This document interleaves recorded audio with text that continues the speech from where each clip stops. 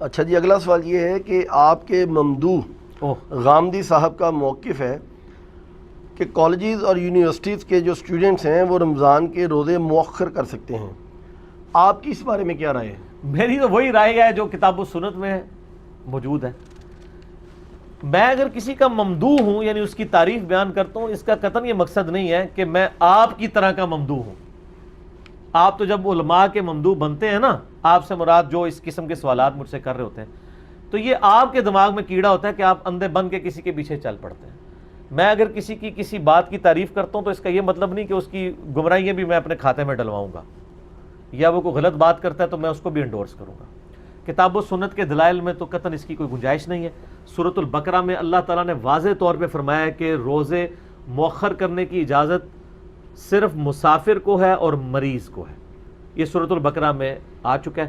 رمضان کے احکامات کے اوپر میرا ڈیٹیل لیکچر ہے 4 نشستوں میں، مسئلہ number 53A B C D، جن کے کلپ بھی آج کل غلام محی الدین بھائی نے آلموسٹ بنا کے اپلوڈ کر دیے ہیں۔ ہر قسم کے مسائل 4 نشستوں میں ریکارڈ ہوا ہے، اس میں نے یہ ساری چیزیں ڈسکس کی ہوئی ہیں۔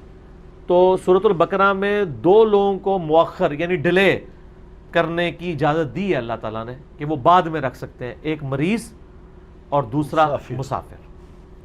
البتہ اسی کی ایکسٹینشن ہے جو سنن ابی داؤد کے اندر، سنن نسائی اور ابن ماجہ میں حدیث ہے کہ نبی علیہ السلام نے مسافر کو، دودھ پلانے والی عورت کو اور حاملہ عورت کو بھی روزے مؤخر کرنے کی اجازت دی ہے۔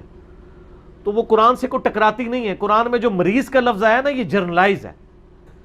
عورت بھی ایک قسم کی اسی مرض سے گزر رہی ہوتی ہے نا، اس کو ایک جسمانی کمزوری تو لاحق ہے جب وہ دودھ پلا رہی ہے یا وہ حاملہ ہے، تو وہ مریض کی کیٹیگری میں فال کرتی ہے۔ نبی علیہ السلام نے اسی کو ایلیبریٹ کر دیا کہ آپ وہ بھی مؤخر کر سکتی ہے۔ اس کے علاوہ کہیں کتاب و سنت میں نہیں آیا کہ اور کوئی روزے کو مؤخر کر سکتا ہے یا روزہ چھوڑ سکتا ہے۔ اب رہا غامدی صاحب کا یہ یعنی ایشو، تو وہ اس کی بجائے سولوشن دے۔ میں سولوشن دیتا ہوں، ہم خود بھی یعنی یونیورسٹیز سے پڑھے ہوئے ہیں۔ میری تو آلموسٹ 4 سال کی انجینئرنگ یونیورسٹی کی جو پریپس ہیں وہ رمضان کے مہینے میں ہی آئی تھی، تو جس میں یعنی ہمیں 2-2.5 مہینے کی چھٹیاں ہوتی تھی پیپروں کی تیاری کے لیے۔ تو اس کا بڑا آسان طریقہ ہے کہ ہم یہ کرتے تھے کہ ہم رات کو پڑھتے تھے، سحری کر کے خوب ڈٹ کے فجر پڑھ کے سو جاتے تھے، تو جا کے ظہر کے وقت اٹھتے تھے، ظہر کی نماز پڑھی، ظہر سے عصر بھی آرام کیا، اور عصر سے مغرب کے دوران چہل قدمی کر لی، تھوڑی بہت پڑھائی کی، اور افطار کرنے کے بعد آرام سے بیٹھ کے ہم پڑھائی کرتے تھے فجر تک، اور اس میں قیام اللیل بھی کرتے تھے۔ البتہ اگر کوئی یعنی کسی کے پیپروں والا ایشو ہے تو قیام اللیل چھوڑ سکتا ہے، صرف فرض نماز پڑھ لے تو نفلی عبادت ہے نا، یعنی تراویح چھوڑ بھی سکتا ہے۔ تو اس طریقے سے وہ رات کو پڑھائی کر لے۔ البتہ بعض اوقات ایسا بھی ہوتا ہے کہ جس طرح ہمارے اب جہلم شہر سے لوگ پیپروں کے لیے بعض اوقات پنڈی جا رہے ہوتے ہیں، بورڈ کے پیپر پنڈی میں ہو رہے ہوتے ہیں، تو اب پنڈی تو وہ مسافر ہے نا، اگر وہ پیپر دینے کے لیے جاتا ہے تو وہ تو تقریباً 110 کلومیٹر ہے یہاں سے، تو مسافر تو روزہ چھوڑ سکتا ہے۔ اگر آپ اپنے شہر سے مسافت کی مقدار میں نکلتے ہیں تو آپ تو روزہ ویسے ہی، وہ پیپروں کی وجہ سے نہیں، سفر کی وجہ سے چھوڑ سکتے ہیں، اس دن کا ایک روزہ چھوڑ دیں، ٹھیک ہو گیا۔ تو یا فقہ حنفی کی طرح ہیلا کر کے اپنا سینٹر دوسرے شہر میں بنوا لیں۔ سر وہ ایک کتاب ہے نا ایک حنفی عالم کی، وہ کیا ہے جی، تحفۃ الحجاج ہے، ہاں، اس میں بڑے گندے گندے مسائل بھی لکھے ہوئے ہیں، تو وہ میں یعنی بیان نہیں کر سکتا ہوں یار، لیکن اس میں ایک مسئلہ جو ہے نا وہ صاف ستھرا بڑا عجیب و غریب مسئلہ لکھا ہوا ہے۔ وہ کہتے ہیں جی، آپ کو پتہ نا یہ حرمین شریفین میں جب آپ حج کے لیے جب جاتے ہیں نا، تو منا کے اندر نا ہر حج کے موقع پہ نا وہاں پہ لوگ آپ سے پوچھتے ہوں گے کہ جی ادھر ہم نے 2 فرض پڑھنے ہیں ظہر کے یا 4 پڑھنے ہیں، کٹھے پڑھنے ہیں علیحدہ پڑھنے ہیں۔ چونکہ حنفیوں کا موقف یہ ہے کہ آپ وہاں پوری نماز پڑھیں گے، جبکہ بخاری و مسلم اس کے اوپر گواہ ہیں احادیث کے نبی علیہ السلام نے منا کے اندر جو ہے وہ 2 فرض پڑھے ظہر کے اور 2 عصر کے، اور آپ نے جمعے کا دن بھی تھا تو جمعہ بھی نہیں پڑھا، ظہر عصر کے 2 فرض پڑھائے ہیں۔ تو یہ حج کی خصوصیت ہے، چاہے وہاں کوئی مسافر ہے یا مقیم ہے، حج کی خصوصیت ہے کہ اس نے نمازوں کو جمع کرنا ہے، ظہر عصر کو، اور 2 فرض پڑھنے ہیں، اور اس کے بعد مزدلفہ میں جا کے مغرب اور عشاء کو جمع کرنا ہے، اور وہاں پہ بھی مغرب کے 3 فرض اور عشاء کے 2 فرض پڑھنے ہیں۔ اب حنفی کہتے ہیں نہیں پورے پڑھنے ہیں، تو وہاں پہ نا یہ جھگڑے چل رہے ہوتے ہیں۔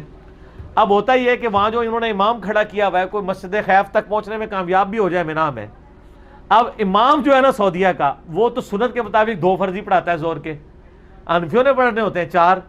تو وہ تحفۃ الحجاج کتاب میں نا وہ حنفی عالم نے مشورہ دیا ہے ایک، وہ کہتے ہیں جی ہم سعودی حکومت سے ریکویسٹ کرتے ہیں کہ امت کے وسیع تر مفاد میں یہ کریں کہ جو امام کعبہ ہے نا اس کو 100 کلومیٹر کا نا سفر کریں گاڑی میں بٹھا کے، تاکہ وہ اس کے بعد لا کے اسے مسجد خیف میں چھوڑے، تاکہ وہ مسافر تصور ہو جائے، پھر وہ 2 فرض پڑھے اور ہم پیچھے اس کے اگر 4 پڑھ لیں، ٹھیک ہے، تو نماز درست ہو جائے گی. کیونکہ اگر وہ 2 پڑھ رہے ہیں تو ان کے نزدیک تو اس کی نماز ہو ہی نہیں نہ رہی، کیونکہ ایک بندہ مسافر نہیں تھا اور اس نے 2 فرض پڑھ لیے تو ظاہر ہے یقیناً پھر نماز تو نہیں ہوگی اس کی.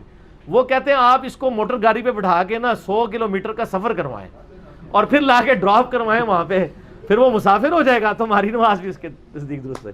تو اسی قسم کا مشورہ ہم آپ کو دیتے ہیں کہ آپ اپنے جو سینٹرز ہیں رمضان والے، روزے کے دوران جو سینٹرز ہیں وہ آپ دوسرے شہروں میں بنوا لیں.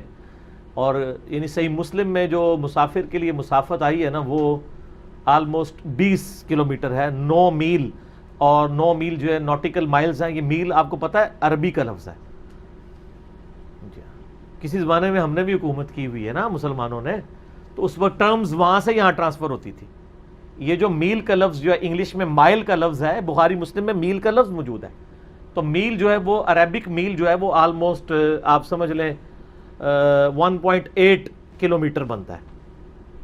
تو یعنی تقریباً آپ راؤنڈ آف کر کے 2 کلومیٹر، تو 9 کو 18 یا 20 کلومیٹر کا اگر کوئی سفر کرتا ہے شہر سے باہر نکل کے، شہر کے اندر نہیں، تو وہ مسافر ہے، تو وہ روزہ چھوڑ بھی سکتا ہے، مؤخر بھی کر سکتا ہے، بعد میں رکھ لے.